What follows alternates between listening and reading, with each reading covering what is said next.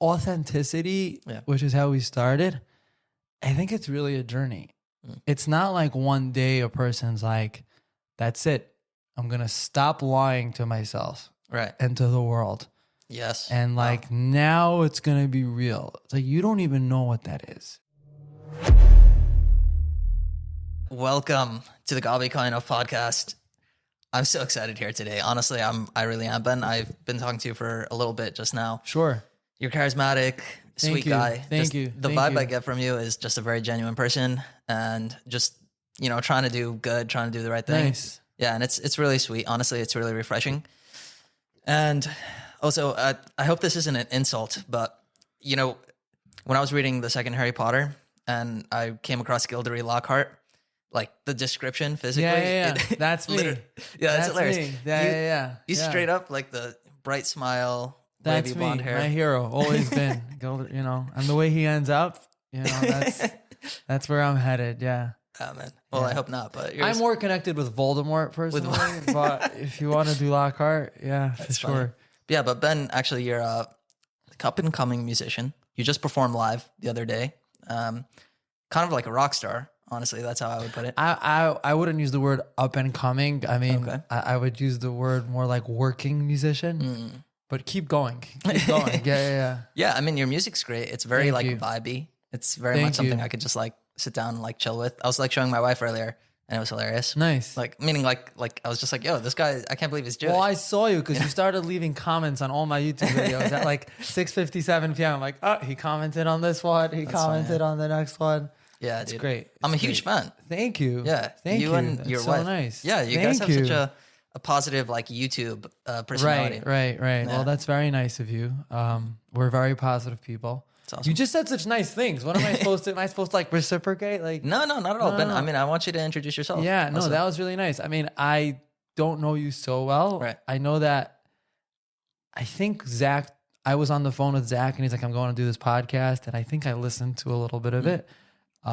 But you seem great. Oh, thanks, man. You welcomed me into your home, and you gave me a great cup of tea, and I love this whole setup. It's so professional and pristine, and I love it. And I love that you're doing consistent work. I'm trying. Like that's really cool. Yeah. But Ben, I'm saying, why don't you introduce yourself? I'll introduce myself. I'm Ben Lerner, also known as Benjamin Lerner. I am an up and coming musician. Apparently, I'm a working musician. Working musician. Yeah. I'm a singer songwriter. I'm a performer. I play a couple of instruments. Not so well, but I do my best. Do I need to go further? Is there more? That's good, man. Yeah, that's actually, good. I'm also a songwriter. Okay. Yeah, I mean, they're not very good. But okay, great. Yeah. Absolutely. Ben, I want to ask you, firstly, how did you get started in music? Right. So I've always been doing music on some level. Like out of the womb with a guitar. Basically, the 4-year-old version of myself was hoping pretty much for what I'm doing now. Maybe with, let's not even go there. Like pretty much, I am kind of following that trajectory that I had as a 4-year-old. You could find videos of me like strumming toy guitars and singing, and then I got into piano, you know, as a lot of kids do, and it's always been part of my life. That's awesome. And singing has always been part of my life, and writing songs has not always been part of my life. That's only something I really started thinking about in my 20s, which is interesting. But this has always been the thing, you know, as much as I tried for it to not be the thing. If anything, part of my journey, I think, has been just coming to terms with like, my 4-year-old self musician is really where I'm at, you know, and really what I want to be doing. And I don't know how good at it I can get, but that's the path, you know, that's been the path for a very, very long time.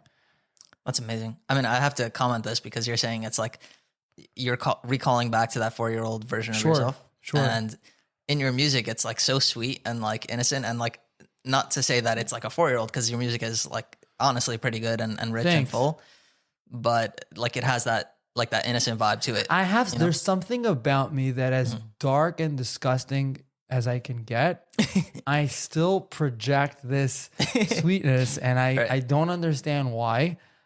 This woman, very nicely, a friend of mine, Dahlia, was at the show last night, and she wrote on Instagram like, oh, like these songs are so calming, this music's so calming, and you're saying the same thing.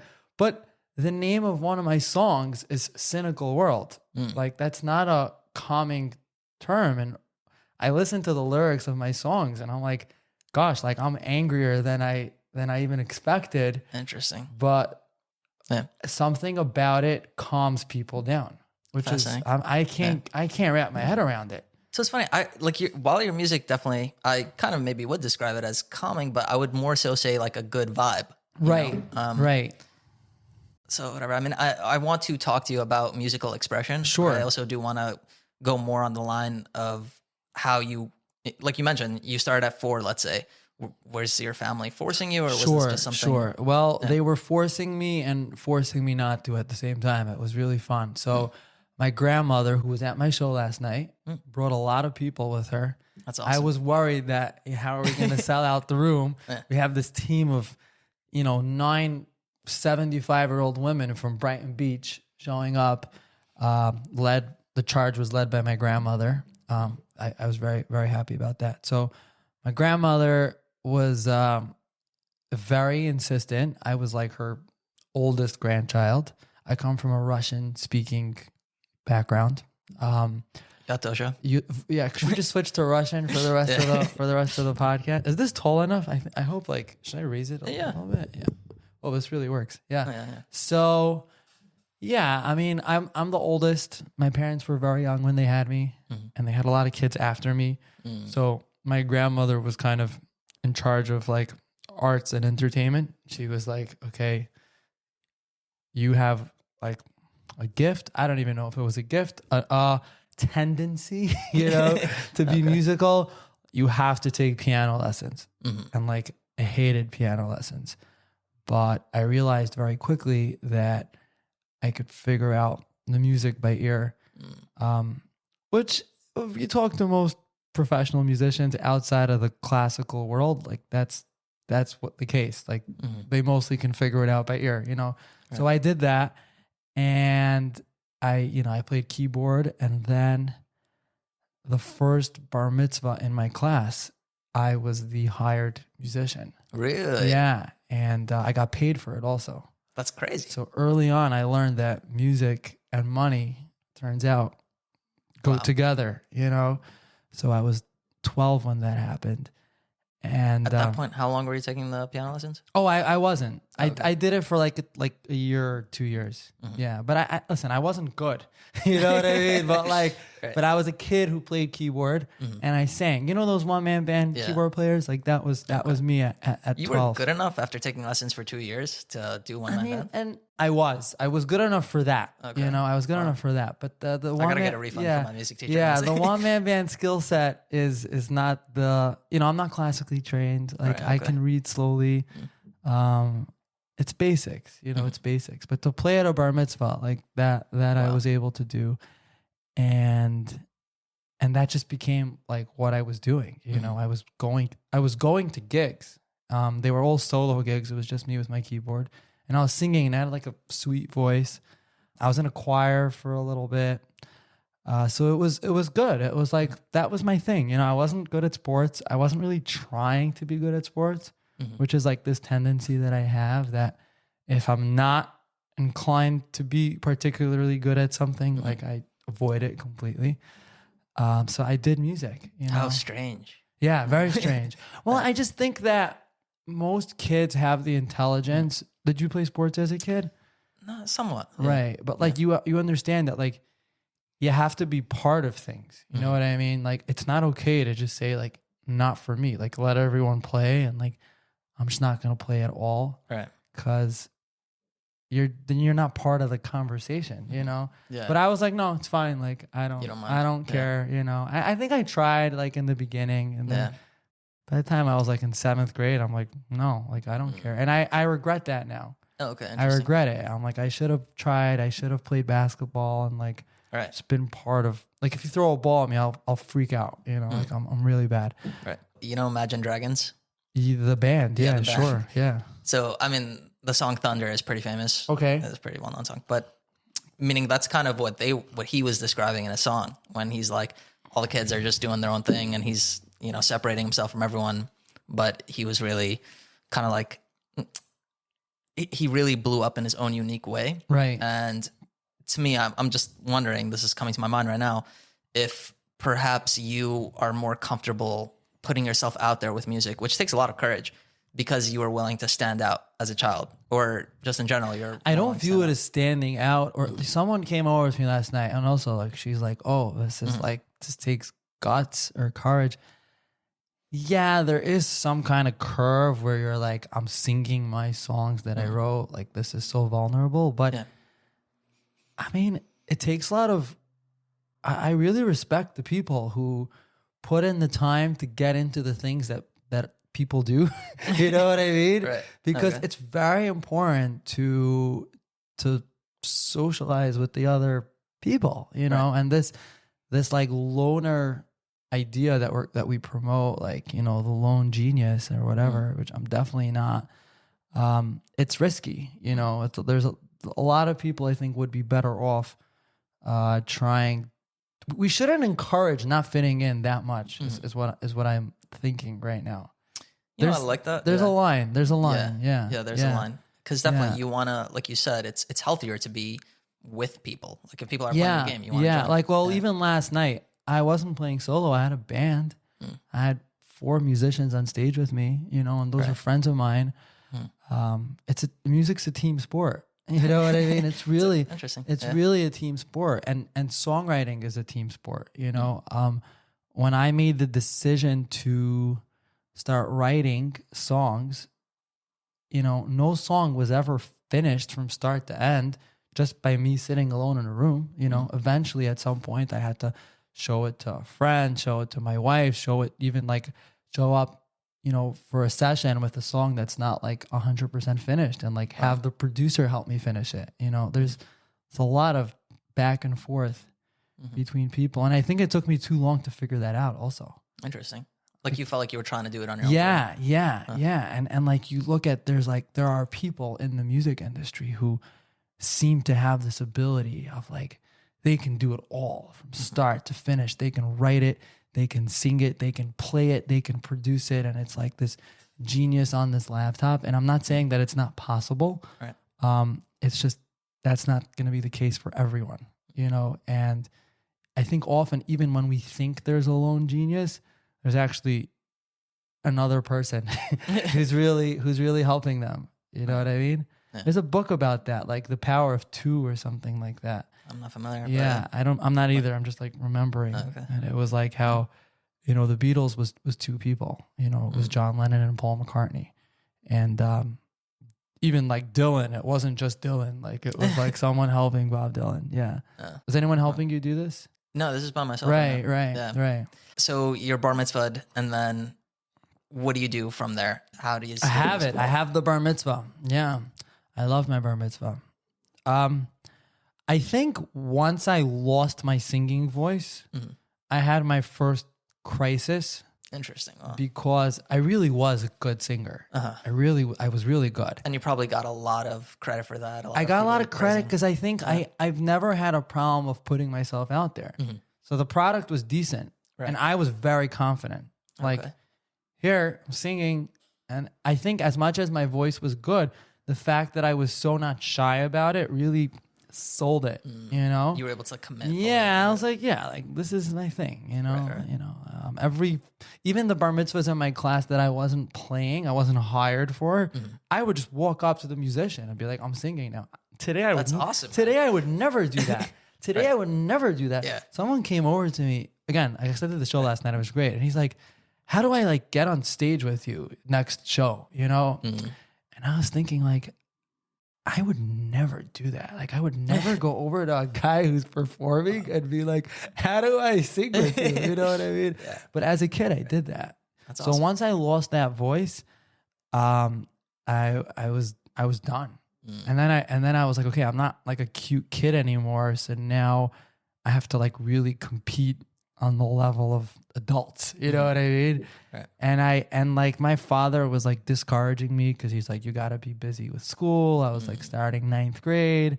Supposedly like 9th grade is different than 8th grade. I'm still not sure what the difference is.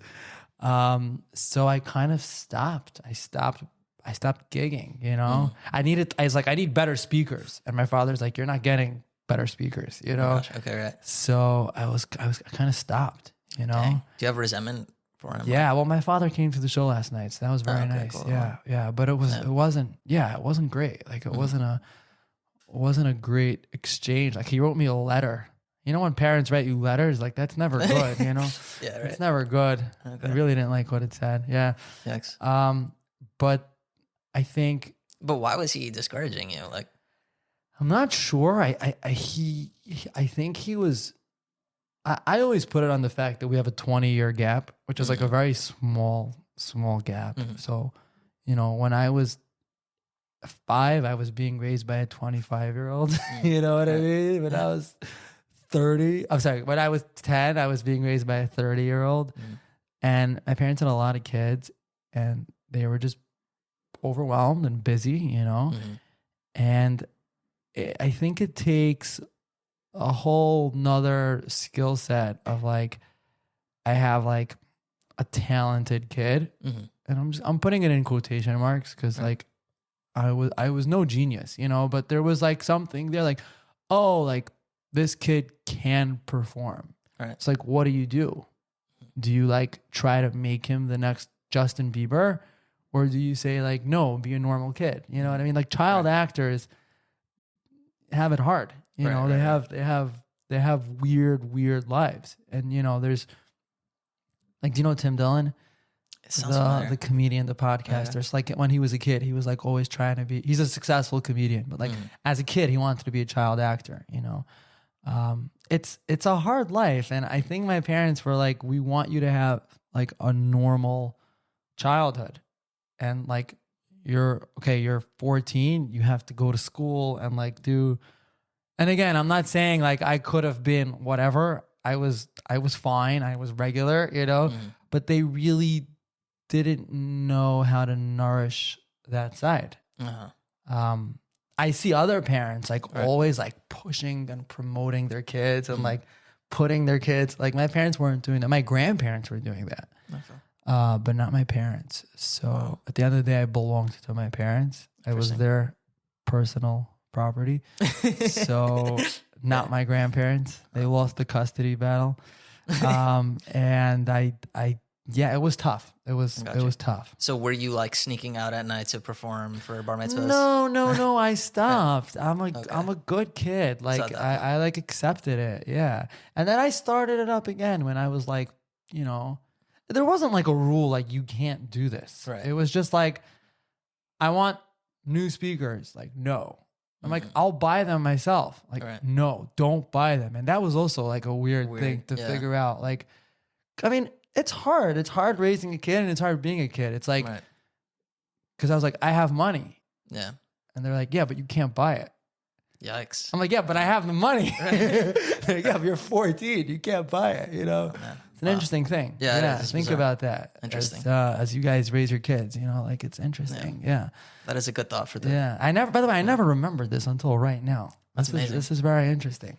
I'm wondering also because you talked about how in your music there is this anger that you're feeling is coming out also.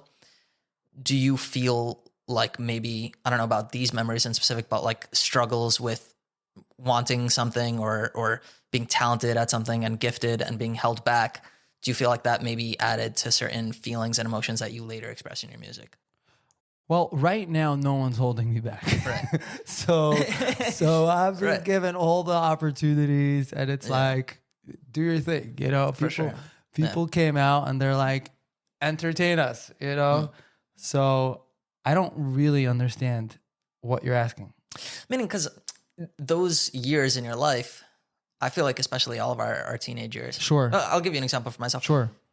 I've been through, let's say, a heartbreak, you know, in my life right now, I'm feeling fine, but I would see that in my music that I write, like that stuff might come out, you know, even though I'm not going through it now, but somewhere inside there's that like art being called out to be created from that experience that I had. So I'm kind of asking if you feel like these past experiences kind of inform your art. And because like you mentioned, right now you're in a great place and you seem like such a great guy. Honestly, I don't know you too well. Thanks. Probably No, not. I'm a nice guy. Yeah. I don't think I'm hurting anyone. I think I'm good. Yeah. And personally, I haven't noticed it, but like in your song, Asking for a Friend, maybe there are some like darker themes. Yeah. To it. So like that song was I mean, it was kind of a cheap trick because I was like, I'm going to like put all these problems in my verse, and in the chorus, I'll just totally deflect the whole thing. It's like very extreme both ways. And I guess in a way it's a call for help, right? It's such a genius song, by the way. Thank you. Thank you. Because it's so common also how often somebody's like, oh, I'm just asking. Meaning in Yeshiva, let's say. Yeah. Yeah, tell like them. you go to a Rebbe for advice, and meaning you have this problem yourself, but you go, oh, I'm just asking for a friend. Yeah. Well, I like that. Yeah, asking for a friend. I'm not asking for myself. Yeah, I can only tell you how I wrote that. Because I would just write these frustrating verses and not know what the chorus should be. Because like I already said everything. You know what I mean? Right. Like what's happening in the chorus? Which is why sometimes they say start with the chorus. You know, start with the chorus, and then you have a nice chorus, and then you make a verse. So I had all this frustration on a piece of paper, and I don't remember how, but somehow I was like, oh yeah, deflect. You know what I mean? Wow. Yeah, but I don't think that's my greatest song. You know, meaning it's a nice song. It's catchy. You know, the production's great. I love, you know, the video's cute and funny. Did you see the video? I did, yeah. Yeah. The video's really Zach good. But that's not my video. Meaning it's my video, but like my wife totally directed that. Like, really? Yeah. That's awesome. Yeah. I just showed up. Yeah. Like she did it. She did the whole thing. But and then obviously like it's universal because we all are letting people know that we're okay. You know, someone says, "How are you?" You say, I'm good. Terrible. Yeah, right. That's not, you know, Right, people can't handle that. And that's normal. I don't think society needs to change, but it's painful. It's painful to really feel struggle and to have to tell people that you're okay. It's hard. Yeah. It's a challenge. Yeah. And I think we all do it. We probably do it to ourselves, right? Wow. Yeah, we do. Yeah. Okay. I have to say this. One of the most frustrating things to me about Jewish music, Sure. which I hate, by the way, I like despise Jewish music. You don't hate the Jews though, right? I want to make sure I'm not like, Yeah. There obviously are exceptions to this, but I hate how unreal it is. It's just so ungenuine, especially like the more yeshivish to it you get. They're just copy pasting psukim, a very generic, like 5-year-old kind of like lullaby tone that they make a little poppy. And it's just that on repeat. And it makes you want to shoot yourself, honestly, in my opinion. Well, we see justice already happening as we speak, right? Because like the way that so much of the Frum community in New York and in America has become fascinated with Israeli music, Right. it's totally shafted. Right. A lot of the music that you just described, Right.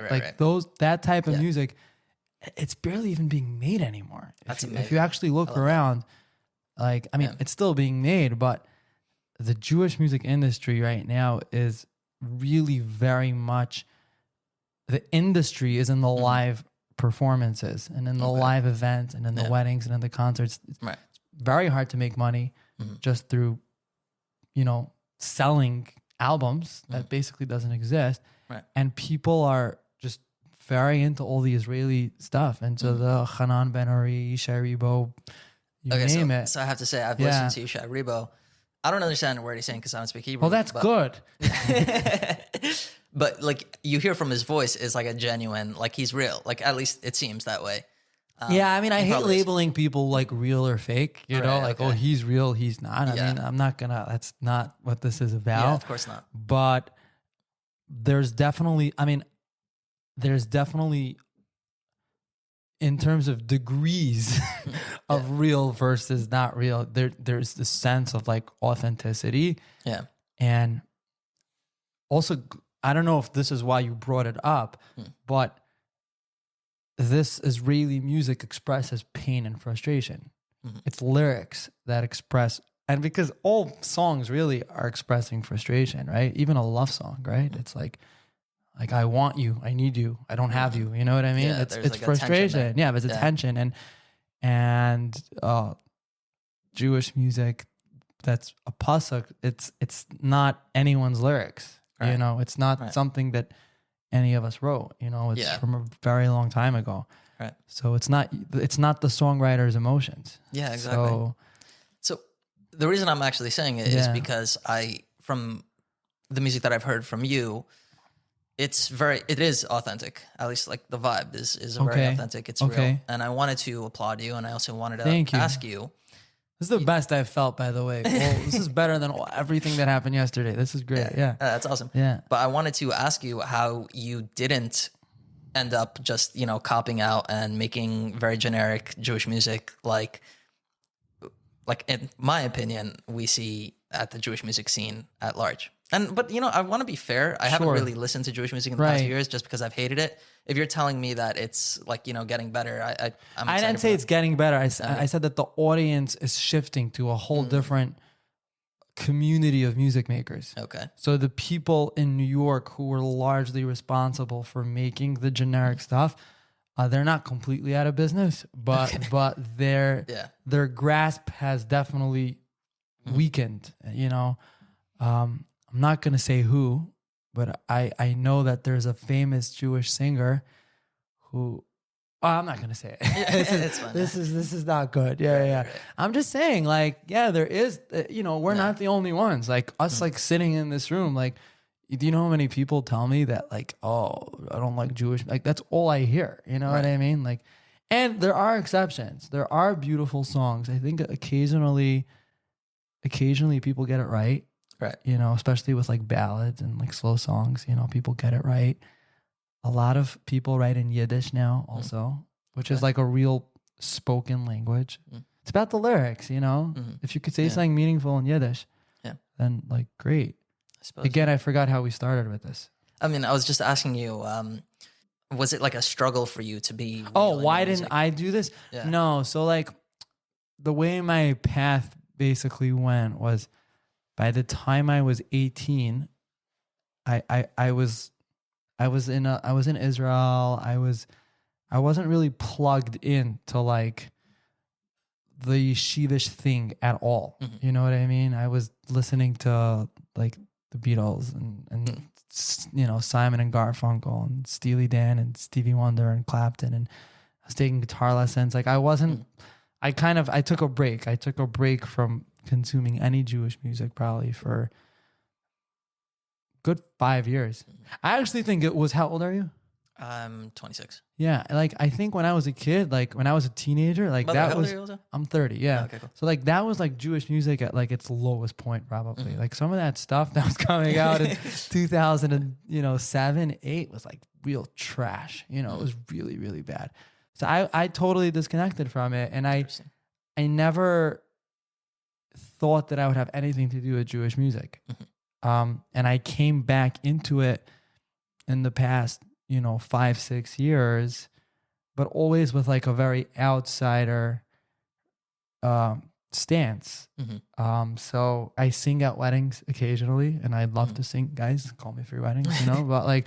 I came into the Jewish industry with an acoustic guitar, singing in people's backyards and houses, and it was a whole different thing. It wasn't so for me, just to hear the way I talk and the way I for me to make a yeshivish song, it just, I can't. It's not. It would just be ridiculous. You know what I mean? It would be totally ridiculous. Right, everyone, all my friends would be like, what are you doing? You know what I mean? It's just, it's not. And I know all the music, and I sing it, and I really try to stick to the stuff that I like. And singing, it's really fun. Singing, it's really good. But Yeah, I mean, I always say like if I could write something that sounds like a from song, like I will. Mhm. You know, I think it's a good challenge, and I think it's possible, but it's got to come from within. You know. Yeah, it definitely does. Yeah, yeah. That stuff that you hate is not coming from anyone's soul. Yeah. It's not. It's just not. Yeah. Right. Yeah. That's why I hate it so much, because it's like, I feel, and this will lead to another question, within Judaism, because it's so circular and meaning insular and close knit, you know, there's the positive aspect of like, I feel like there are a lot of people that care about me. I feel like there are people I could talk to, like closer bam.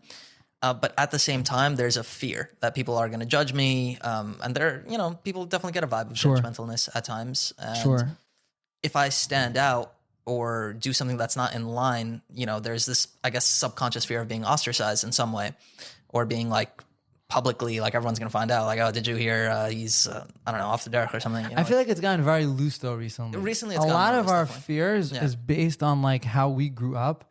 I grew up with like Lipa Schmelzer being rebanned again and again, like every year. And I don't know. The looseness and chaos that has kind of prevailed in the. I mean, obviously to an extent, Yeah. you know what I mean. It's interesting. It's Yeah. interesting. Like I don't know what the rules are. I don't know what the parameters are. You Right. know, yeah, you Yeah. know, it could be anything. You know, Exactly, Yeah, right. yeah. So I'll tell you, like for me, let's say even putting out a podcast where I talk about more personal things, because to me, if I'm going to do a podcast, I'm going to be real and do it right. But you know, there certainly is some type of fear, like, am I going to say something wrong that people are not Sure. gonna like me? You know, and you know, I try not to let that stop me. But for you, I'm sure that's a feeling too. And I actually don't know how like from you grew up. From means religious. You're trying to get everyone to understand what this is. I get Right, it. Yeah, right. I deal with this every second of my life. Yeah, sure. Yeah. Yeah. So did you? I grew up very religious. Okay. Yeah, very. And like my parents were like, it wasn't very religious. Like, yeah, it was very religious. Like the thing with very religious people is they don't think they're very religious. Right. They think that like someone else they know is like very religious and like they're regular religious. Right. But Yeshiva, Black Hat, learning Torah is the most important thing. Wow. And everything else is like some kind of, you know, compromise, spiritual compromise. Wow. So it was like pretty yeshivish. Yeah. What yeshiva did you go to? I went to Torah Vadas. Oh, okay. Wow. Yeah, some of my Rebbeim have already died of old age. Wow. They Okay. were old. One of them got fired shortly after I left, and then we appeared on the same ad in a nursing home. I was gonna sing, and he was gonna like give a cheer, and I was like, oh, okay. here we go. But you should know, I recently was at a bar mitzvah, invited to sing. Hire me for your bar mitzvahs. I'm sorry, I keep looking at the camera. I think, No, I think it's a I love funny it, by the way. shtick. Yeah. Yeah. So, and I saw my principal from my elementary school, and I love that man. I was so happy to see him, and I was like, Rabbi Aaron, like you're gonna sing with me tonight, because I remember as a kid, before the bar mitzvahs even started, I was brought into. I would play in my school all the time. Like I was the school. They didn't want to pay anyone, you know. I was like the school musician. Yeah. And he like encouraged me to sing, and he sang with me. And that's when the parents saw me and started hiring me. Like my school got me started, you know? Oh, wow. So Rabbi Aaron was at this bar mitzvah. I'm like, Rabbi, you're going to sing with me. And like he came up and we like sang, Shara Ishamayim Fisach. Do you know that song? Okay, anyway, it's a nice song. Beautiful. So You could keep going. yeah. And he like really sang his heart out with me. Huh.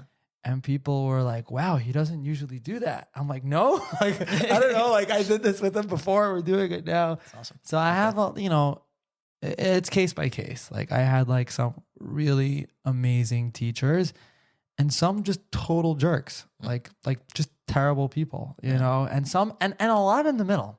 A lot were just nice men who, you know, did their best. You know, the problem with being a teacher is like you really have to be the 1% of teachers, I think, to be a good teacher. Like you It really is have true. to be the best, and not everyone's going to be the best. That's true, honestly. You know? Yeah.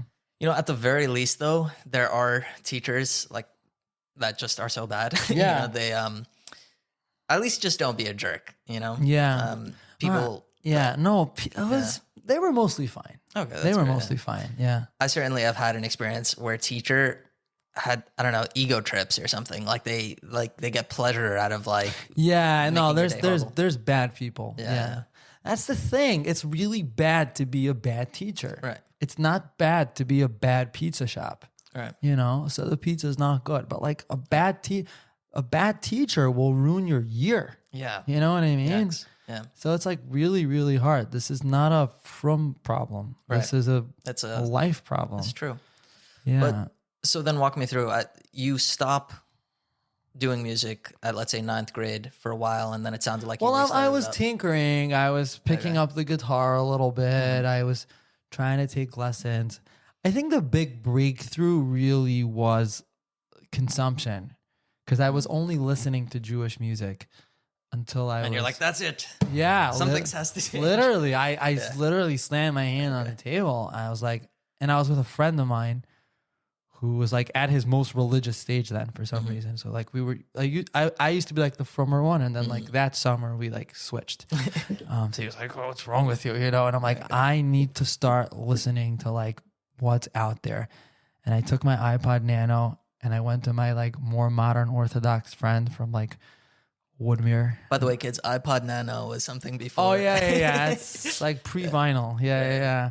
And I'm like, just give it like here's my iPod, just plug it into your computer, and I got like the worst music, just like really mediocre pop, and then just like random songs. And I was like, this is it. Like this is non-Jewish music. And it was like the most random things. And then eventually I would, go to people's houses and plug my iPod in and just hope for the best. Interesting. And then I stumbled upon a hard drive with the Beatles, and that just blew the doors open. That's awesome. And I wasn't young. I was like 17, Interesting. And I remember it was Pesach, like 17 years old, maybe 16. I think, I don't remember, maybe 16. And I was just like, this is the greatest thing in the world. Wow. This is like the greatest thing in the world. And I think that ruined everything because when you're a religious person, right, and you're saying that the Beatles are the greatest thing in the world, wow, that's hard. Interesting. That's hard. But how did your parents take it? They like totally like backed away. Okay. They totally, because they knew that I was right, Right. How could you argue with Yeah, the they backed away. We didn't, and I wasn't doing anything crazy. Right. I wasn't like, I was, the Beatles are the best. Do you remember which song it was? I don't think it was one song. I think the whole thing was good. Wow. But I do remember Fixing a Hole. I'm fixing a hole where the rain gets in. It's on the Magical Mystery Tour album, I think. No, it's on Sgt. Pepper. Oh my gosh, Sgt. Pepper. Yeah. Do you know the Beatles? A little bit. I mean, the song Yesterday is like on my playlist. Yeah, that was a classic. No, that I knew from childhood. Yeah. Yesterday. Here comes the sun. Yeah, here comes. Excuse me. Yeah, Here Comes the Sun. Yeah. I mean, I also remember that I, funny enough, read like a giant biography of the Beatles before I even listened to the Beatles. Oh, interesting. Which is not my thing. Right. Like there was something about me where I was like, this is like the greatest thing in the world. You know what I mean? Yeah. I have such a similar story, by the way. Yeah. So when I was in 8th grade, the kids in my school, I went to Sharet Zion, which was back in the day, it had like a bit of a rougher reputation. And it was these first generation Bukharian kids, and myself included. And everyone was like, they were really into this like hardcore rap. Sure. Just not anything I was interested in. And I legitimately thought like, I don't like music because all the kids around me were just listening to this garbage. And not that there's anything wrong with rap. There are rap songs I like, but not their taste. And when I was in 9th grade in the summer, this kid was listening to something on his iPod, and I was like, oh, sure, can I listen also? And I don't remember if it was Clocks or Viva La Vida. Yeah. Oh, that stuff's amazing. Yeah, by Coldplay. And it blew my world. I was like, I love this stuff. This is like amazing. And I actually just remembered that before even the iPods, there were other bursts. My first cousin, who's super religious now, she's like raising a family in Israel, but she wasn't religious. Her parents weren't religious. And she gave me a CD with like a bunch of hand-picked songs. And it was like a underground gift to me. She didn't even know what she did. Yeah. And one of the songs was Viva La Vida.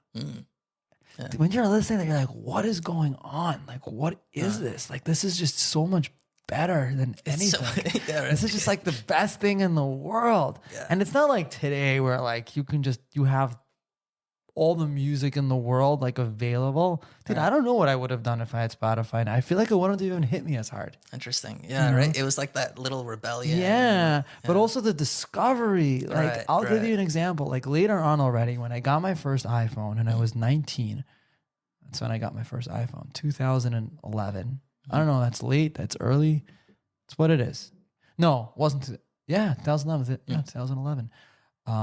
So I would Google like, what are the top songs by John Mayer? And I'd like read like a bunch of lists, and then I'd go to the Wi-Fi spot to download those 5 songs. And like, those were my 5 John Mayer songs. You know what I mean? And like, there was a little bit of work involved and like deciding what music you're gonna get, and then going to the corner to where there's Wi-Fi and downloading, and it was amazing. Yeah, it was such a different world back then. Yeah, but it was a better world. It was a better world. It's so funny. Yeah. I remember I'd go to my friend's house. We'd have to like download it off of YouTube, and there was just like a link. MP3 Skull was an app. Oh my gosh. So the way the music hit then. Yeah. The way, I mean, they say that your music taste and like your appreciation for music peaks at 19 years old. Interesting. I don't know if it's true. I believe that. You don't have to believe that. I don't know if it's true, but there is a certain, it was true for me.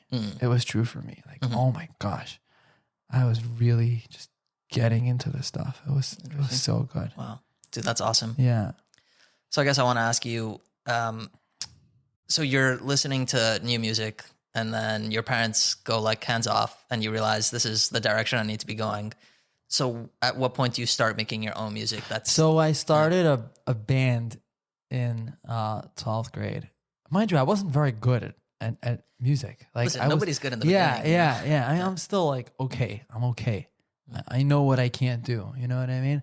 So I started a band with a couple of other yeshiva guys who were all like rebellious. 2 of them are like rabbis today, literally. And they were from more modern homes. So the kids from the more modern homes became rabbis, and the kids from the more from homes became more modern. It's very interesting. So we started a band, and we had a terrible name. I'm not even going to say the name. No, we have to hear it. No, it was really bad. It's really bad. Is it like inappropriate? No, it's just like so nerdy. I'm a pretty nerdy kid. Like I'm not like the coolest cat. So, and like we were trying to write like Jewish lyrics. We can't go on in this podcast until we hear the name of this band. No, it's called Light Intonation. Okay. It's pretty bad.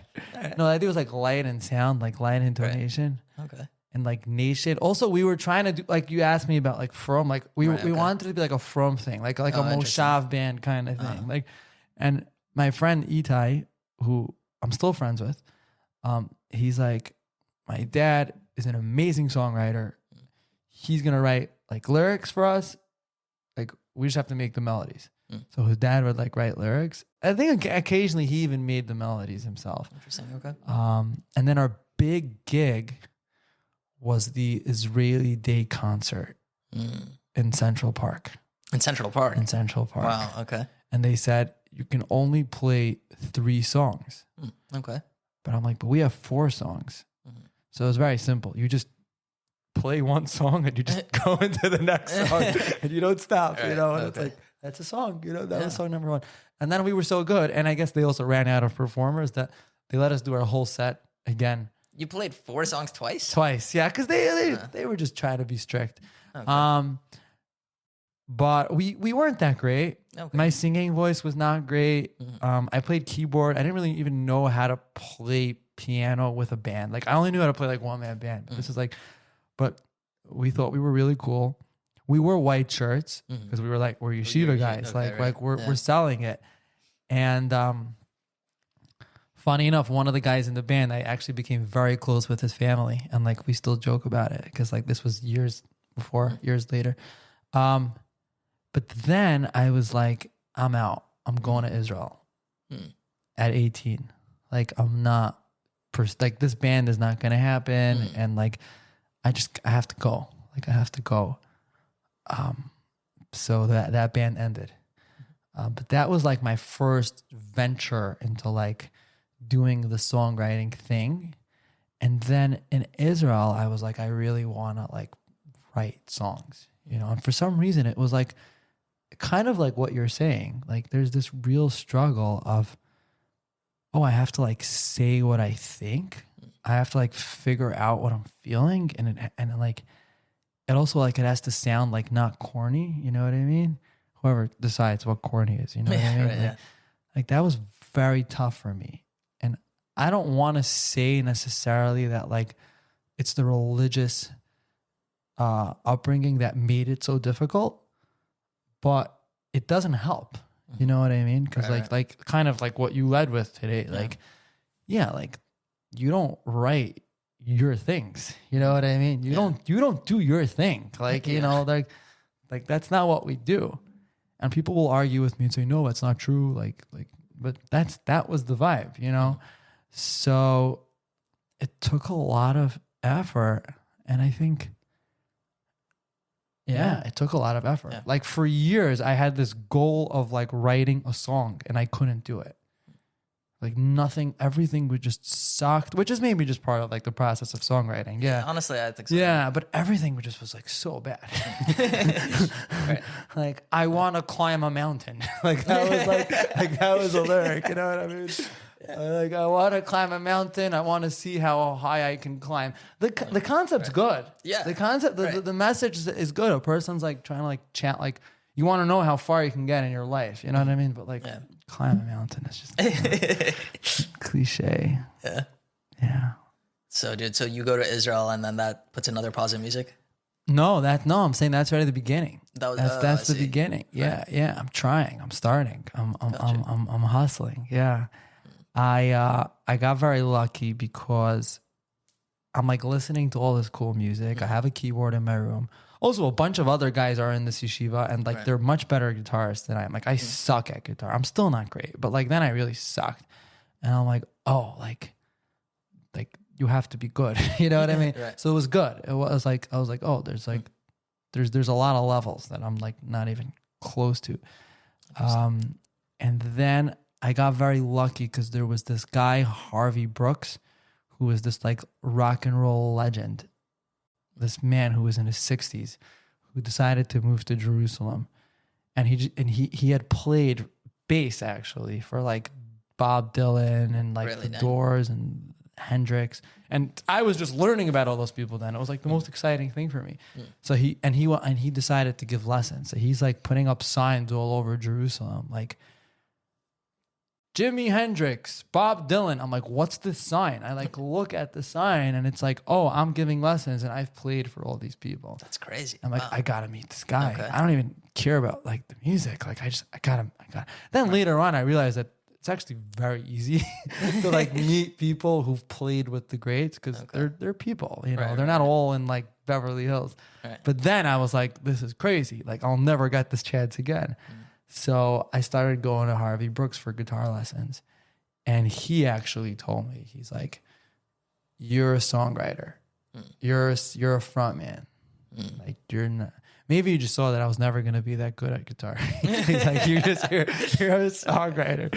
Yeah. And once Bob Dylan's bassist gave me like a blessing that like I'm a songwriter, I was like, I have to do this. Just gave you confidence. I have to do this. Yeah. I love that. Yeah. And it still took a lot of time. It's still taking time, you know, it's still taking a lot of time. And then eventually I came back to America, started another band with a good friend of mine, Baruch, who was at the show last night. Also terrible band name. We called our band Yingle because we were trying to be like connecting to our inner child. And we did some shows. We played Sababa Fest the first year. Oh, you guys played Sababa Fest? The first year of Sababa Fest we played. Nice. Yeah. Well, since then, like I've played Sababa Fest, you know, but like we played it the first year. The Yingle band played it. One of my friends goes to Sababa Fest. Yeah, I'm sure. A few of them, actually. A few of your friends go to Sababa. Yeah, I love Sababa Fest. Yeah. And that kind of lasted till I got married. And then that ended. And then I was like, okay, I have to do music because I have to make a living. You know what I mean? So like I started giving a lot of music lessons to people. And then I just started like singing at people's events, and I'm still trying, you know. Right. People call me, I go, I sing, I play guitar, I bring other musicians with me. And that's a huge part of my life. Is going to events, going to, you know, shava brachos, farts, bar mitzvahs, weddings, and singing my heart out, you know, and playing and knowing the material, like, you know, like playing like the hits. And then I was like, I have to make my own music. You know what I mean? So Right. I think that's it. I'm catching you up. Yeah. No, that's then, great, man. I'm actually fascinated. Yeah. And then I'm like, I have to make my own music. And that took a lot of effort, you know, just finding the right people. And then about 2 years ago, I met Rafi Baritas, who's like this amazing everything, but also music producer. And I don't even know that he like produced music for anyone else at that point besides for himself. Mm-hmm. And I was like, we're doing this. And we made a couple of songs together, you know? And it's just a process of like learning what we like and what we don't like, and trial, a lot of trial and error. Yeah. Dude, that's great. But are you doing music full time now? Yeah. Okay, cool. People say the word full time, like they want to know, like, do I do anything else for money? No. No. Yeah. No, that's so awesome though. Yeah. Do you feel like that's a dream come true? I guess. I mean, I did try to do other things. Mm-hmm. See, now I'm reaching for the water. It's like a nervous moment, like talking about like money. Yeah. I did try to. I do have a college degree. I did try to do other things. But at one point I was just giving music lessons, and that was full time. Oh wow. You know, and that was great. Even though, and it was part-time hours, but it was full time. Like I did it every day for like a couple of hours. And that worked. You know, obviously there's not that much money you can make. What was your rate starting out? Well, when it started, it was less than how much it was when I was at my peak. Mm-hmm. But it was significant. Like it was much, like, you know, you could do this, you know, like, I mean, I think a therapist could probably charge double what I charged. You know what I mean? No, for real. Like, there's a lot of services you could do for people for like a certain rate, you know, $50 an hour, $100 an hour, $1,000 an hour. Like there's different rates, you know, and I like those types of things, you know. I'm very much like a service-based person. I can't work with my hands. Like, I mean, service, I can play guitar, you know what I mean? Right. But like, yeah, I like that idea of like working with people one-on-one, and like, we're here for an hour and like, I'm really giving you something, you know, and it's worth money, you know? Can I ask you what you got your degree in? Yeah, marketing, which I'm terrible at. I want to ask you, like, yeah. Think about like an alternate dimension if you pursued marketing, right? Do you think I don't even know what marketing means anymore. I think like everyone has, it's also, look, it depends on which school you go to. I went to Turo. And Turo has a good accounting program, and they occasionally have guys getting into like medical school. So like that's good, but like their marketing degree is just garbage. Yeah, like I want a refund. Like it was stupidity. Not great. Okay. It's nothing. Yeah. It's just nothing, and like it's my own fault. Like why did I get a marketing degree? I hear you. Yeah. Would you have gone for music instead or something? So it's like amazing how the brain works. Like I didn't even understand that music schools existed. Like I thought music schools were like Juilliard, where like you like do like classical violin. I didn't know that there are schools like Berkeley or like, I don't know, Ann Arbor, Michigan. Like there's like schools where you can go to for like jazz or for pop music. And like, that's where you meet like your contemporary. Like that's where you meet like your generation of musicians. Like I didn't know that existed when I was like thinking about what I want to do. So it's like stupid. Like, but on the other hand, I don't know. Would I have gone? Maybe. Yeah. Maybe. But I want to ask you though. Yeah. Say you got this degree in marketing in another dimension. Do you think you would be like kicking yourself, being like, "Ah, damn, why didn't I go for music?" And maybe I could have made something of myself. I think no, I don't feel that way. I mean, I just don't think that way. Like what would I have done if I had gone to music school? Like, yeah, it would have been a different life. Like just totally different. Like so different. I can't even imagine how different it would be. Yeah. You know what I mean? Yeah. But I also know that it is like a discussion, like amongst musicians and amongst people who went to music school and finished music school. It seems about 50-50. Half of them were like, yeah, great move. And half of them were like, no. Didn't need it. Yeah. Yeah. Yeah.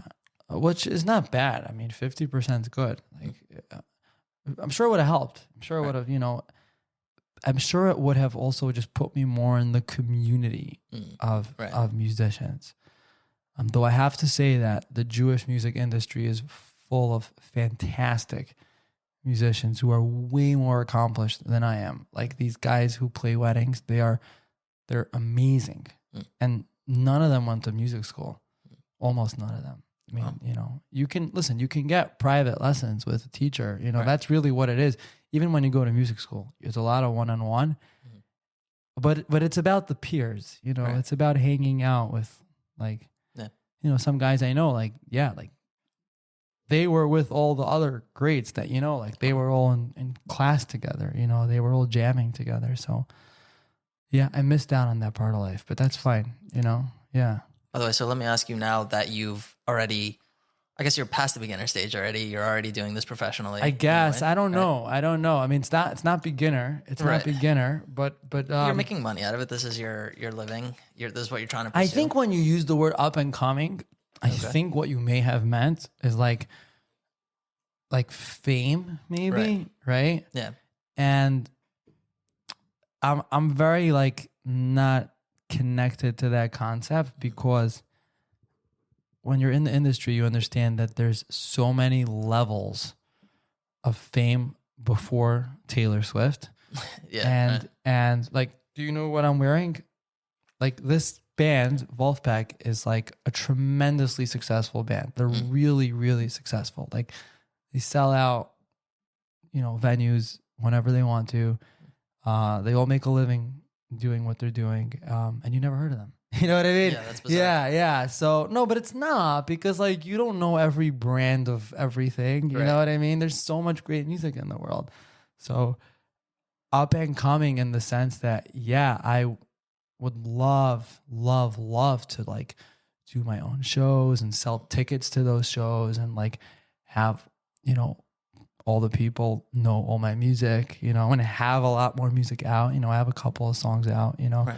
So in that sense, I'm up and coming. But like fame like that, that's not even something you should I mean, it's not something you can go for. You know what I mean? That's so out there. It's very much something you can't control. Yeah. But what I want to ask you is what have you found to inform your art? What inspires you? What gets you to write? And what feeling do you try to go for? What do you try to express? I think I try to express what I can't just say in a sentence, right? If I could just say it to you, then there would be no reason to put it in a song. Oh, that just blew my mind. Okay, I don't even know if that's original or not. So I think I'm stealing this from someone. But yeah. But I think that's what it is. But someone did ask me, can you make behind the scenes videos, explaining your songs? I just did that for the first time with Joni, which I just released. I gave a 30-second intro as the promo. I explained what it is. I have certain frustrations with everything, and I think they keep coming out, over and over. Certain specific targets. I'm just I hate that, So is the right word hate? Certain things that bother me. And you try to express that. Yeah, but also certain things that I like. Right. Yeah. I think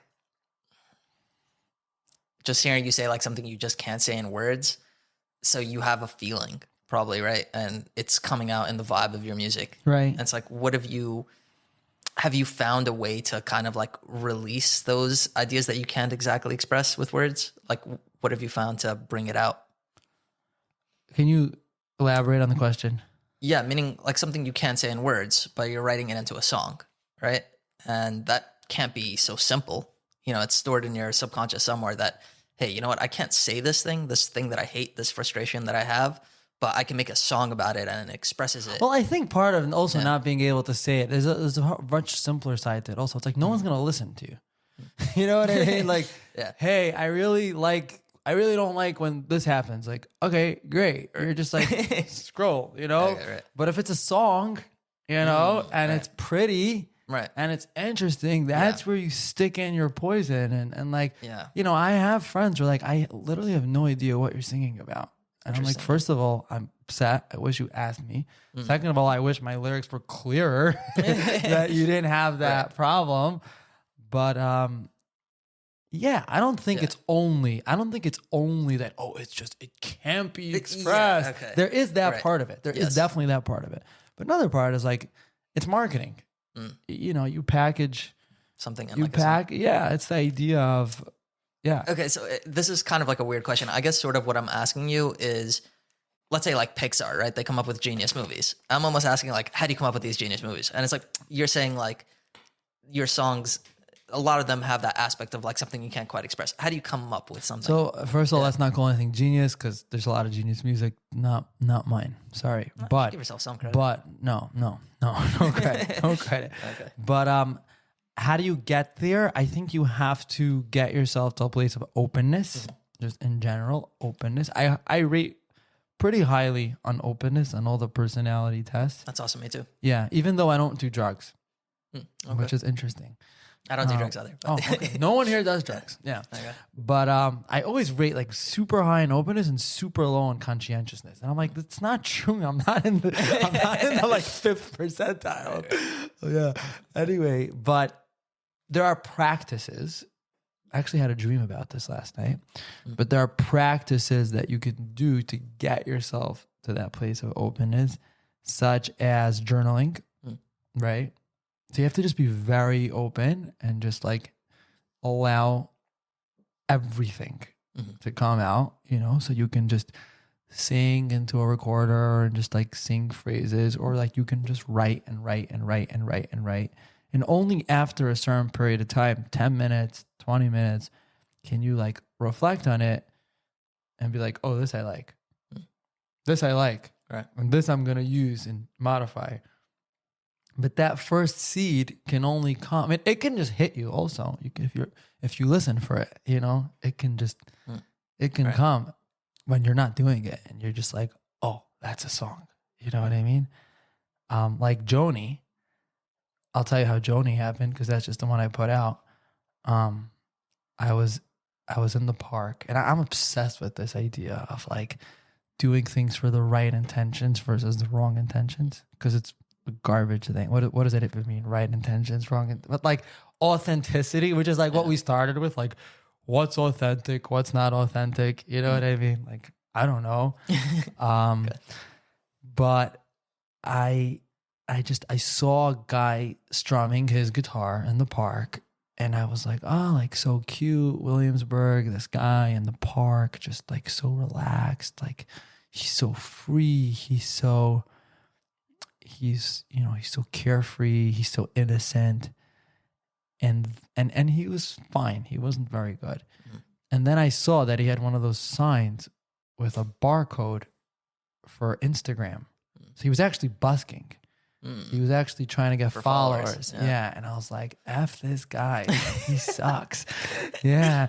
And right there and then I was like, Joni, you are mistaken, because Joni Mitchell, who I love, she is a very, brilliant singer-songwriter, like a contemporary of like Dylan and Crosby, Stills and Nash and like that era. She had a song For Free, which is a song about how she sees a saxophone player playing on the street for free, for change. And she's like, oh my gosh, I'm this rock star in a limo, and like I'm singing like to bands and like this is my career. And this guy is like a great musician and he's doing it for free. Like, and she's kind of like, she's like feels guilty about it, that like he's better than her because like she made a career out of it.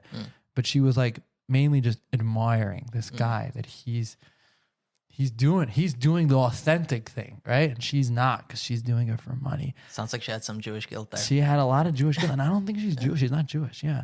So I was like, yo, that was then. Today, even the guy in the park has a barcode for his Venmo and for his Instagram. There is nobody doing it for free anymore. You know what I mean? Because Instagram has made everything into, oh, let's turn this into something. Let's not talk. Let's make it into a podcast. You know what I mean? Let's do something. Let's do something. Yeah. Last week, I just had the conversation with Zevi Slavin. Fascinating dude. Yeah.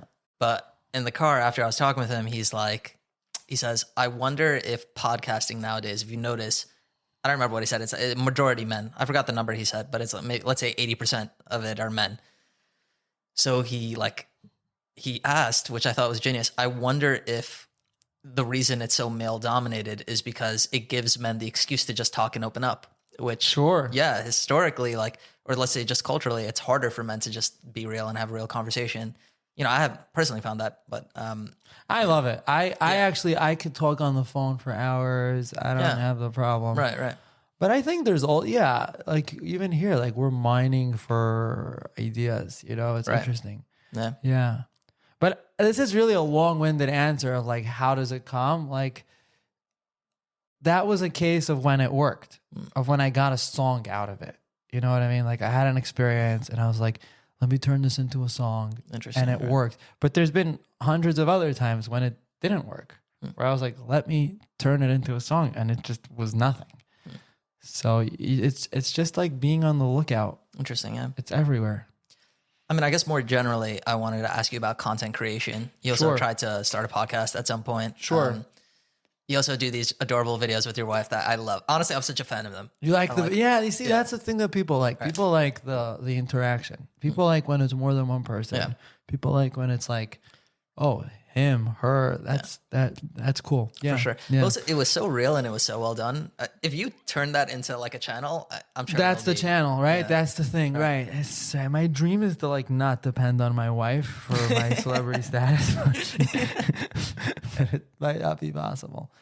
Yeah, you're right. She's gonna be so happy when she hears this. For sure. Yeah. So, I mean, do you have thoughts on content creation? Like on? Yeah. Do you? Do I have thoughts on content creation? I'm sure. Yeah, I'll be honest with you. I'm too new to really give people like solid advice. But from a beginner's perspective, what I would say is just put out and just try to hustle and whatever. If this is something you want to do, and even as a hobby, just hustle. Well, first of all, I'm not successful on social media. My numbers are terrible for the amount of time I put into it. I run 2 Instagram accounts. Oh wow! Yeah. One is for my music, and one is for my other music job. You know, like my going to events, my going to simchas, and there I have like covers and like I'm here, I'm there, I'm at this event, I'm at that event. And I chose to keep them separate because even though people were like, it's impossible, you can't have 2 Instagram accounts, you know? I'm like, yeah, because it's just, if someone's calling me and they're like, we want to hire you to sing at our party, and I send them an Instagram where the last video is me, you know, promoting my upcoming single, like that's just not gonna happen. You know what I mean? They need to see that this is my business. Like this is what I do. So just for that, I had to have 2 Instagram accounts. So that account is not huge. It's got a couple of thousand followers. And it's pretty big. I mean, for the amount of time that I have it, you know, I've had bumps along the way, and I've had a couple of videos went viral that were just like not even music. That was the funniest part. Trying to understand like, why did this go viral? You That's know? so strange. I've had viral videos and viral, like not, you know, like 100,000. Right. So yeah, I think you're right. I mean, I can't wait to blow up on social media because then I'll really tell people what to do. But I'm also letting you know now that I don't know what I'm doing. So even when that happens, I will have not known what I did, right? You know, definitely. I think social media is a numbers game, and I think it's a consistency thing, and also the type of content you do should be consistent, which I've never done. Right. You have to let people know that, hey, when you sign up for this channel, you're gonna get this. Wow. You're gonna get this thing. Which sucks, because why do you want to do the same thing over and over? You know what I mean? Like, it's not. Yeah. But it's a huge thing to have. You know, when I meet someone and I see that they have 50,000 followers, like, I just automatically respect them, which is ridiculous, because like it doesn't say anything about them. You know what I mean? It's true. Yeah. But it's a sign of power, you know? It is for sure, man. Yeah. So advice for content creation.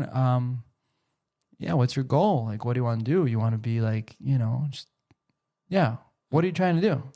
I mean, for me, I want to have this podcast blow up for sure. And then YouTube. I mean, I have different like plans for what I'm doing right now. I'm not really doing like the podcast I'm doing right now. Actually, this is exactly what I want to be doing. Right. I just want to get better at podcasting, add cameras and film and everything, but I definitely want to blow up with that. For Instagram, I'm very new at Instagram, but I have this thing that I want to do like 1 minute shorts with just like an inspirational message, like a valuable. That could blow up. People love that. Yeah, exactly. I hate those videos. You hate those videos. So, you know, I hate that stuff. Yeah, no, that's great. But that could work. It could work. That could work. But like to me, I'm trying to figure out the editing of it. So you have to be a video editor for sure. Right. You have to be a video editor. I mean, I've made stuff in the app. You can edit a little bit. You can do things. I've had videos go big again with my wife that I've edited myself on my phone. I've had the most success with like trying to make a joke, like with comedy, with skits.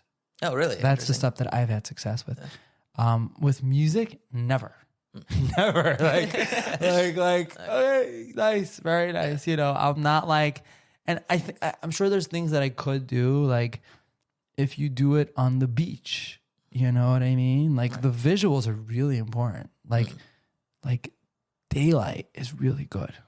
If you film it at night and it's just like a lamp, it just doesn't do as well as like daylight. I don't know. Like it's the algorithm. They like daylight. They like women. They like daylight. They like consistency.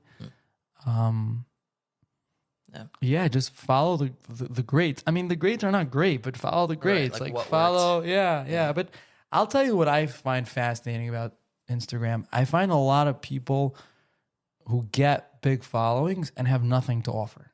It's like you built up this whole audience, and literally, you. I'm not even saying in like a spiritual way you have nothing to offer. Like there is no product. Like they don't know how to turn it into a business. Interesting. Which is amazing, because like we've never had this problem before.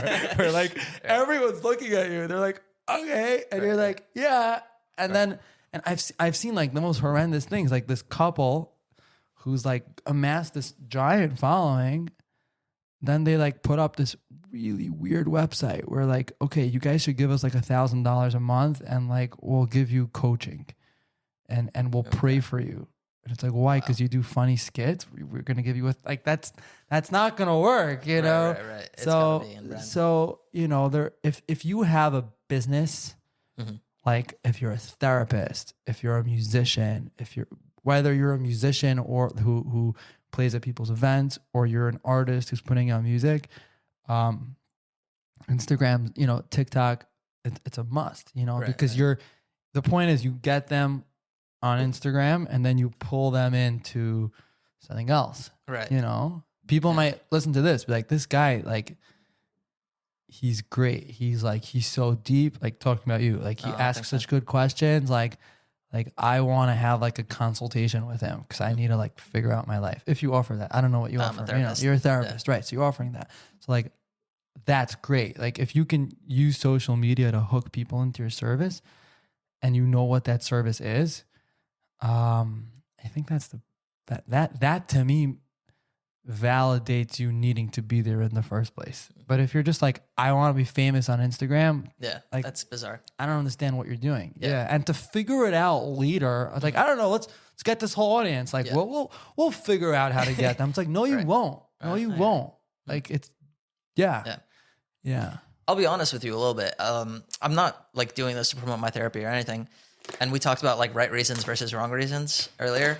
And I don't want to delude myself, because I'm sure like for me, if I ever even hit it big, which I understand could take a long time if it ever even does happen, you know, to me, like I'm obviously excited about making money out of it and talking to, you know, very interesting people and being famous and having accolades is like awesome. So why not? But like, honestly, having a conversation like this, I would not have sat down and talked to you for like, it's just cool. Yeah. Same. I got to say that I'm not trying to insult anybody, but this has been by far my most successful podcast experience. Really? Yeah, this is really cool. Well, because you let me ramble. No, of course, man. But you know what? It's interesting because like authenticity, which is how we started, I think it's really a journey.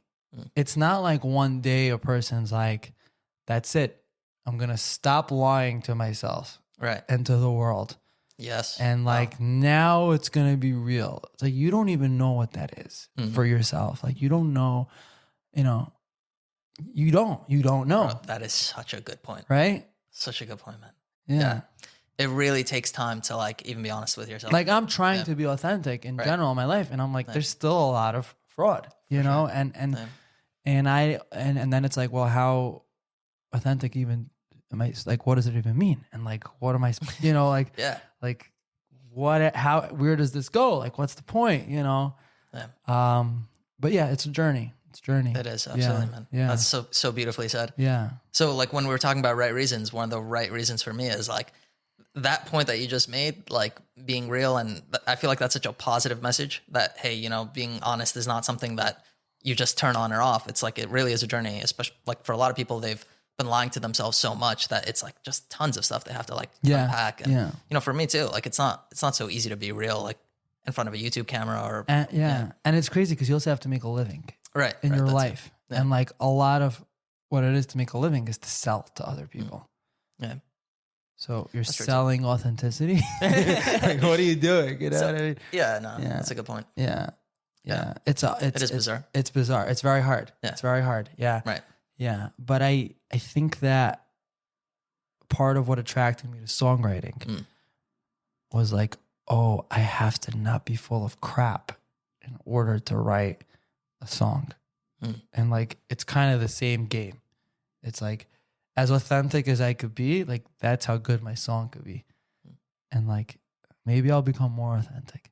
You know what I mean? And like, maybe my songs will be better, you know? Wow.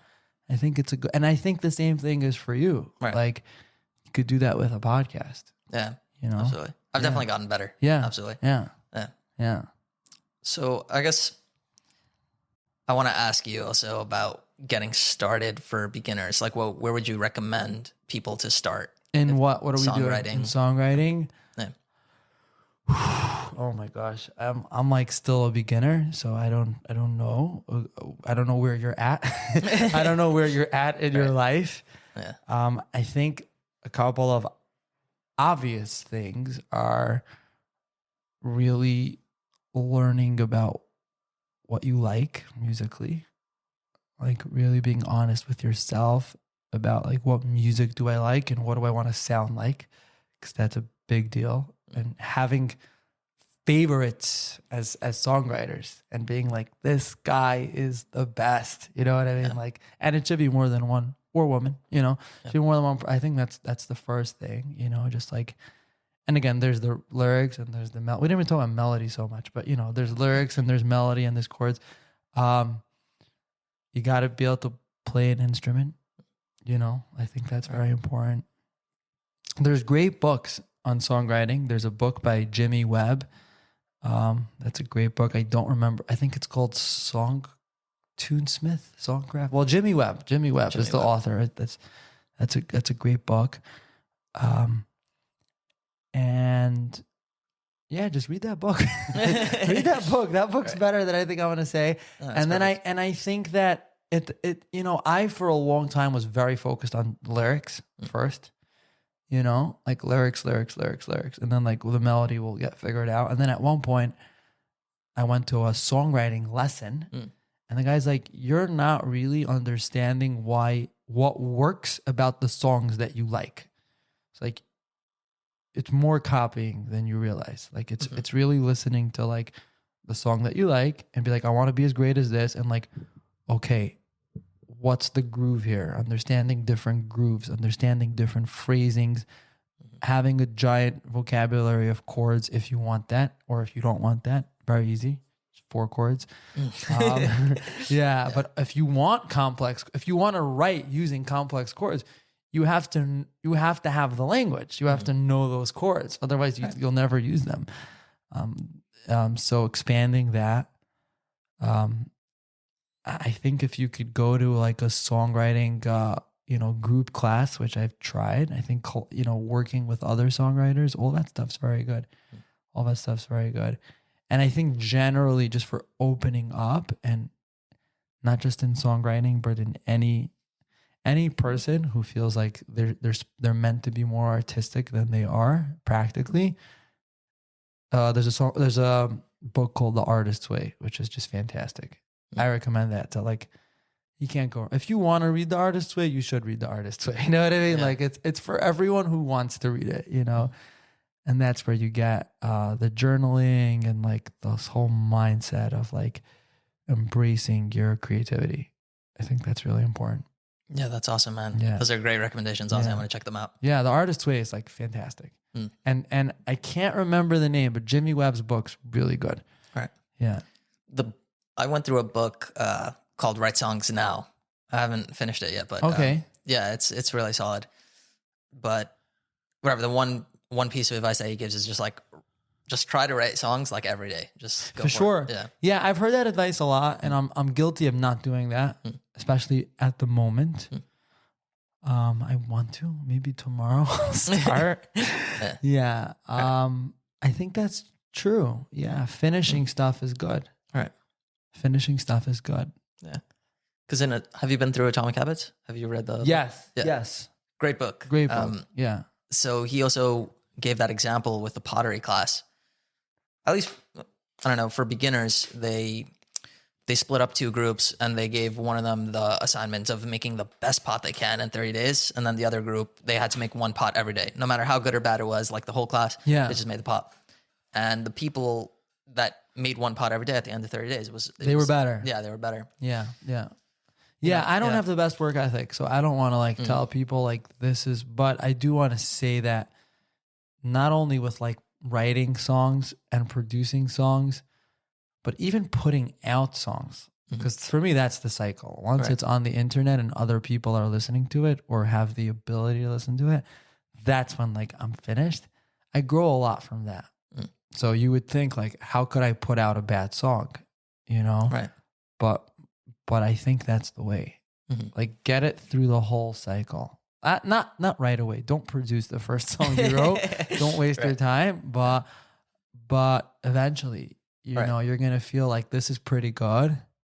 And I hear people say like, yeah, like this is perfect, and like it's not.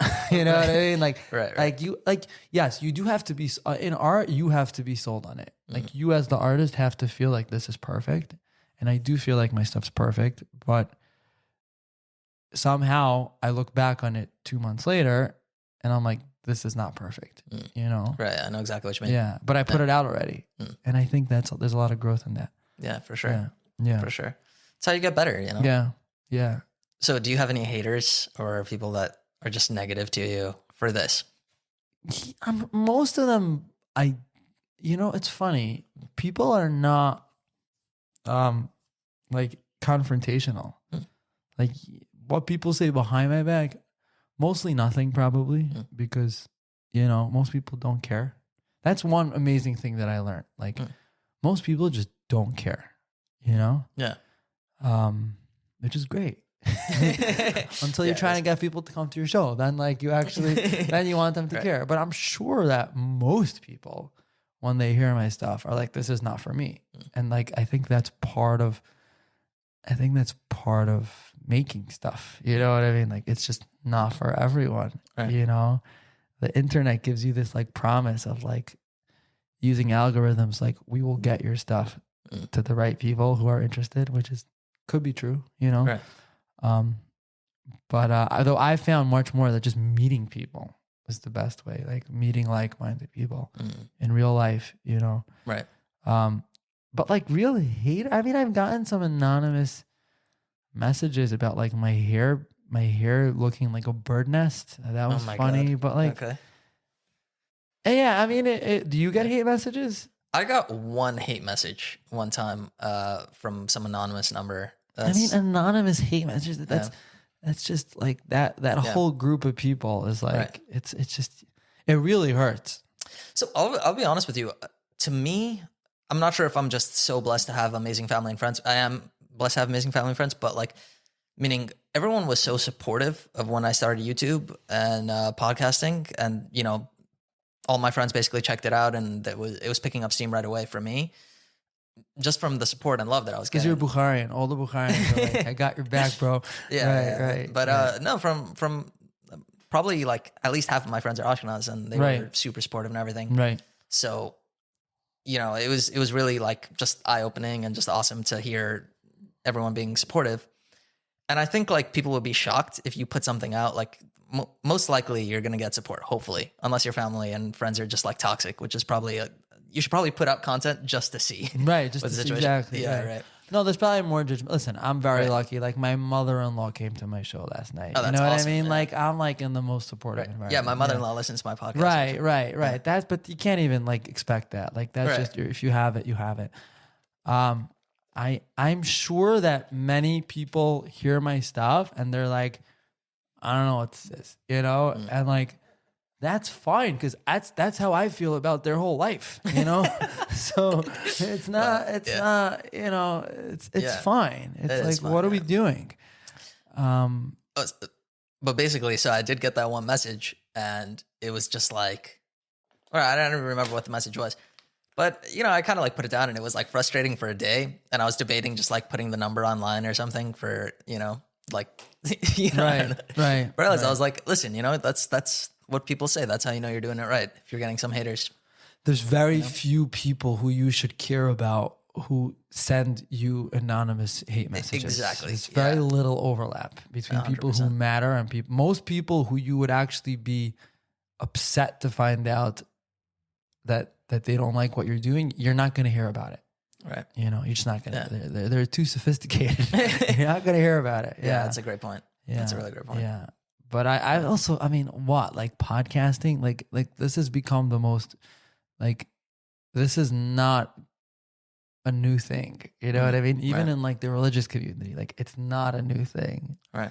You know, get on board now. Like if you think you're going to be like the religious person who like is novel enough to like get on the internet and like do their own thing, like it's not novel anymore. Like it's pretty common. You know what I mean? I am not, like, one important thing to say that we really didn't touch upon is that I am not special. The amount of people I know who wear yarmulkes and are in the frum community and are making original music, there's a lot of them. Right. There's a lot of people. And yeah, I think 5 years ago, I'm not saying there weren't any, I just didn't know who they were, you know? But now there's a lot. Like the internet made it that like we all feel like we have this power to just make whatever we want and upload it, you know? And like it's not as unique as it used to be. That's true. Yeah. That's true. Yeah. One thing I'm regretting a little bit actually is I named my podcast just my name for the reason that it's such a general topic. I didn't want to label it as like it's about this thing, you know. It had to be the Gabi Koyenov Podcast because it's like all my favorite podcasts are like Joe Rogan, you know, Lex Friedman and everything. But at the end of the day, you're right. Since it's so generic, like nobody's gonna look at the Gabi Koyenov Podcast and be like, "Yeah, I'll check that one out." You know right? What I mean? Unless you're huge on yeah. Listen, right? The podcasting, what I find works best, just as a consumer, you know. Right, okay. I find I don't love Lex Friedman or Joe Rogan. I for the reason that it's not consistent. Interesting. If the guest is good, If the guest is interesting to me, then I'm interested. Right. But more often than not, the guest is not interesting to me. Especially like they all make their rounds at the same time. You know what I mean? It's like, Right. so I listen to some Rogan and some Lex Friedman, but I think the best podcasts are where the guy who's on every week is cool. So right now you gave me a lot of time to talk and I love it and I appreciate it. And you're an amazing interviewer. Like you're thanks, really man. like you let people like open up and comfortable, and you're also like respectful at the same time, and like it's very cool. It's very cool. And I think don't be afraid to make yourself like the personality, because that's what's gonna be there every week. You're gonna be there every week. You know. That's a powerful point, honestly. Yeah. That is, yeah. And I've spoken to people who like did this for a long time. And the guy was like, yeah, at the end of the day, I was just like interviewing other people and I wasn't really being fully myself and I wasn't really talking enough. And I wasn't like, yeah. That's honestly a great point that I have to think about that and digest it. But to me, the reason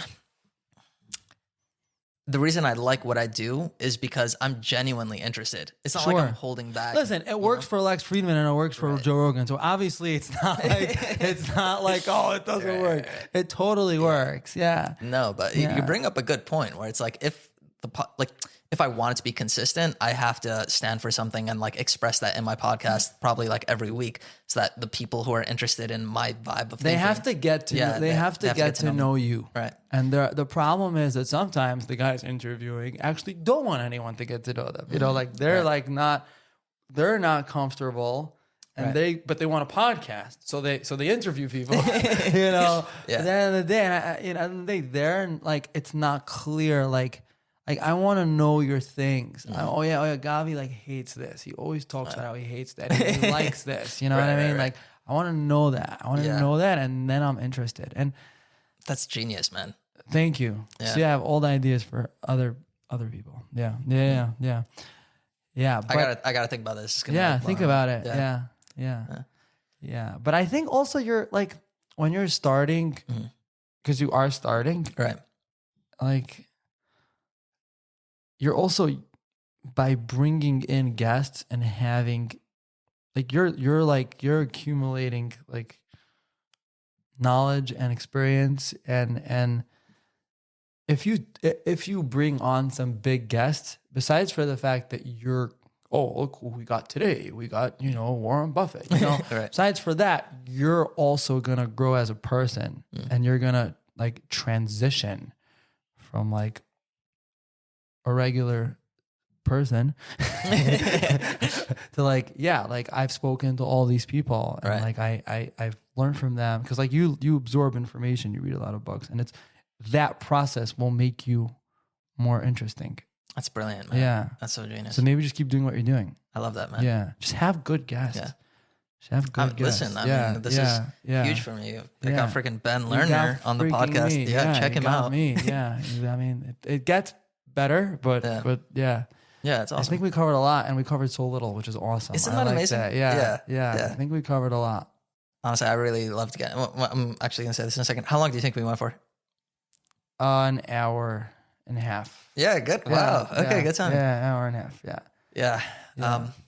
But anyways, Ben, honestly, thank you so much for the compliments. Thank you. This is super cool. I really like this. I think I'm gonna listen back to this and not cringe that much, which is really like an achievement for me. That's awesome, man. That means to me that I did a good job asking like good questions to like bring out things that you feel proud about saying. Yeah, so, that's a very good point. Proud about saying, even though like I railed against my father a little bit, but like we're cool. It's fine. It's good. He gets it. Yeah. But Ben, definitely I want to say thank you so much. Thank you for having me. Yeah, it's been a fascinating conversation. I loved getting to hear your story and getting to know you, and you're just such a cool dude. Thanks. So, Thank you. You're a really cool dude. It's awesome having you on. Thank you.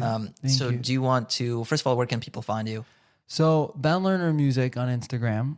And if you want to hire me to sing at your event, you can go to Benjamin Music. But Ben Lerner Music's the the fun one. And then people can just message you. And then you can message me there. I check all my messages, including the bots. I check those too.